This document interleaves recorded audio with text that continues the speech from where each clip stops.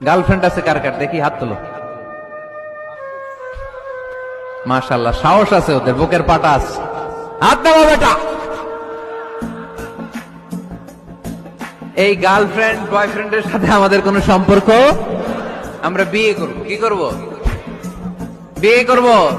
Chairman সাহেব বিয়ে করাই দিন এগুলো, আপনার দায়িত্ব দিয়ে গেলাম। এই গার্লফ্রেন্ড বয়ফ্রেন্ড এগুলো ইসলামের কালচার নয়।